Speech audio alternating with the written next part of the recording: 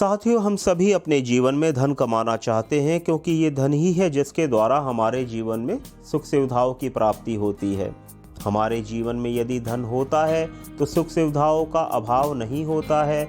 सभी प्रकार की सुख सुविधाएं हमारे घर परिवार में होती है, हमारे परिजन सुखी रहते हैं।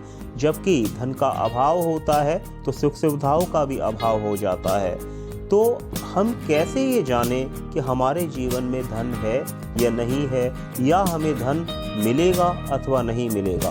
तो मित्रों, इसके लिए हम अपनी कुंडली के एकादश भाव को और द्वितीय भाव को देखते हैं। जहां एकादश भाव हमें लाभ यानी गेन के बारे में, हमारी प्रॉफिट के बारे में बताता है, वहीं द्वितीय भाव हमें यानी सेकंड भाव हमें हमारी वेल्थ और हमारी इकोनॉमिकल कंडीशन, फाइनेंशियल कंडीशन को बताता है। तो मित्रों, हम ये सबसे पहले जानने का प्रयास करते हैं कि किस प्रकार से हम ये जानें कि हमारे जीवन में धन है अथवा नहीं है। तो साथियों, आपको ये जानकर आश्चर्य होगा कि कुंडली का जो 11वां भाव होता है, वहाँ पर जो अशुभ ग्रह माने जाते हैं, जो क्रूर ग्रह माने जाते हैं, या जिन्हें पापी ग्रह हम कहते हैं, वो भी आके अच्छा ही फल देते हैं।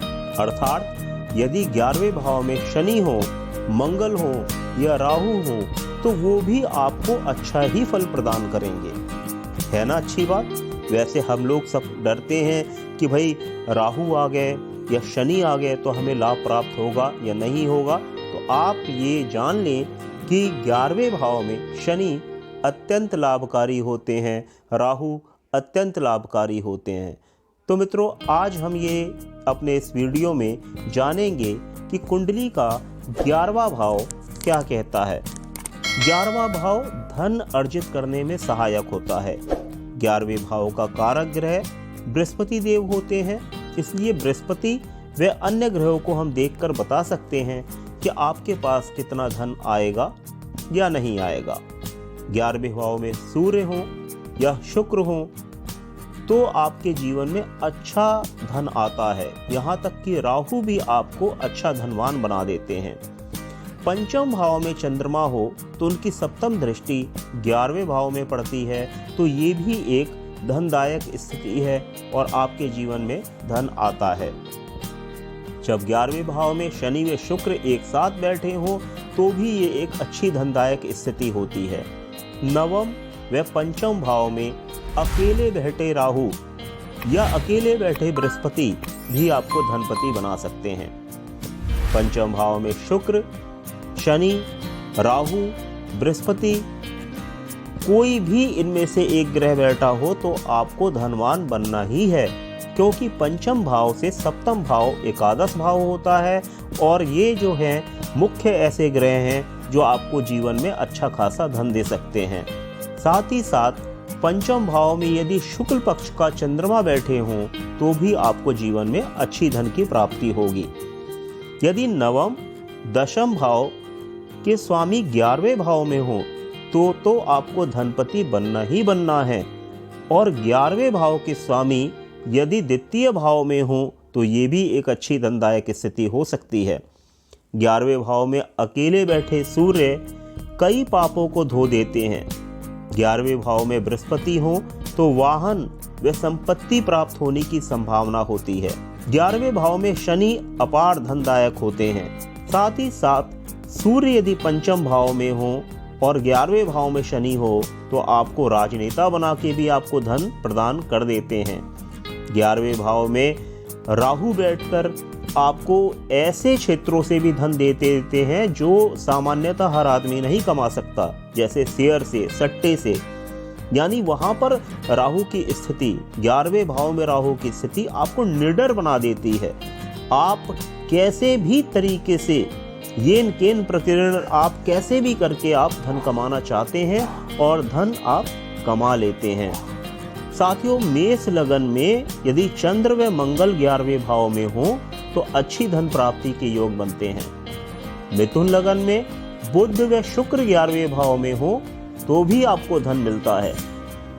मिथुन ही लगन में यदि शनि 9वें भाव में हो और मंगल व चंद्र 11वें भाव में हो तो उच्च धन प्राप्ति के योग बनते हैं। इसी तरह से बुध लगन भाव में वे बृहस्पति और मंगल 11वें भाव में हो तो अच्छी धन प्राप्ति होती है।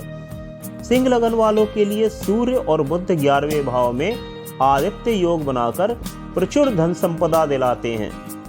बृहस्पति व शनि भी इस भाव में धन कारक हो जाते हैं। वृश्चिक लगन हो और बृहस्पति दूसरे भाव में हो और मंगल 11वें भाव में हो तो उच्च धन की प्राप्ति होती है। धनु लगन वालों के लिए शनि व शुक्र 11वें भाव में इकट्ठे होकर बैठ जाएं तो जीवन में धन वर्षा होनी ही है। यदि आपकी मकर लगन है और बृहस्पति के साथ चंद्रमा 11वें भाव में बैठे हैं तो ये क्या हो गया, गजकेसरी योग।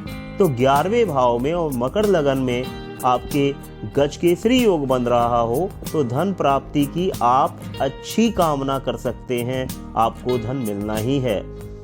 यदि 11वें भाव में मंगल अकेले भी बैठे हों तो भी आपके लिए ये धनदायक स्थिति होगी।